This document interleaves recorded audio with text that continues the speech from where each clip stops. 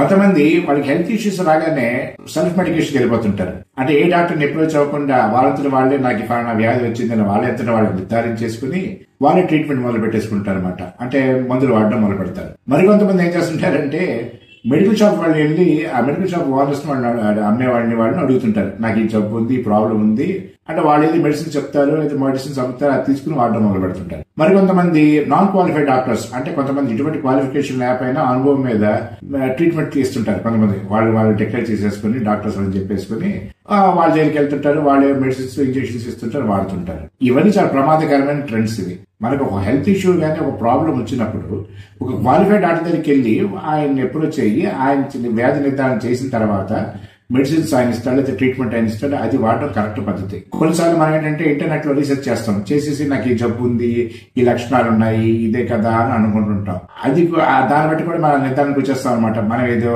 జబ్బు ఉంది అని మనమే ట్రీట్మెంట్ మొదలు పెట్టేసుకుంటాం.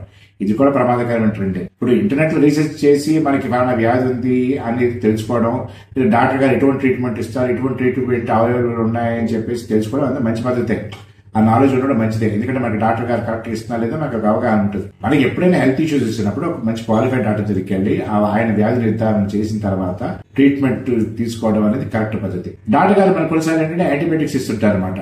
అవి 5 రోజుల డోసు, 6 రోజుల డోసు అంటుంటారు. చాలా మంది ఏం చేస్తుంటారంటే కొన్నిసార్లు 2-3 రోజులకి డోసు వాడడం మొదలు పెట్టగానే యాంటీబయాటిక్స్ వ్యాధిని తగ్గుముఖం పడుతుంది. వెంటనే ఇంకా వాళ్ళు యాంటీబయాటిక్స్ వాడడం ఆపేస్తుంటారు. అది చాలా మంచి పద్ధతి కాదు. ఒక్కసారి యాంటీబయాటిక్స్ డాక్టర్ గారు ఇచ్చి ఒక స్పెసిఫిక్ డోస్ చెప్పిన తర్వాత ఆ డోస్ అంటే పూర్తిగా ఆ డోస్ మొత్తం వాడాలి. ఏంటంటే మీకు ఒకవేళ ఒక మనకి హెల్త్ ఇష్యూస్ వచ్చినప్పుడు ఒక క్వాలిఫైడ్ డాక్టర్ దగ్గరికి వెళ్ళినప్పుడు ఆ డాక్టర్ గారు మీకు నచ్చలేదు అనుకుంటే, అంటే ఆ ట్రీట్మెంట్ నచ్చకపోతే ఇంకో క్వాలిఫైడ్ డాక్టర్ గారి దగ్గరికి వెళ్ళండి. అంతేగాని మనం ఇట్లా మనకి సెల్ఫ్ మెడికేషన్ చేసుకోవడం అనేది మనకి ఎందుకంటే ప్రతి టాబ్లెట్ కి ఒక సైడ్ ఎఫెక్ట్స్ అని ఉంటాయి. మనం ఒక పద్ధతి పాడు లేకుండా ఒక సరైన క్వాలిఫికేషన్ లేని వ్యక్తుల ద్వారా మన సలహా తీసుకుని మన మందులు వాడుతున్నట్లయితే అది మనకి బాడీ మీద చెడు ప్రభావం చూపించే అవకాశం ఉంది. కాబట్టి మనకి హెల్త్ ఇష్యూస్ వస్తే క్వాలిఫైడ్ డాక్టర్ దగ్గరికి వెళ్ళడం, ఆ డాక్టర్ గారు ఇచ్చే ట్రీట్మెంట్ ఫాలో అవడం మంచిది.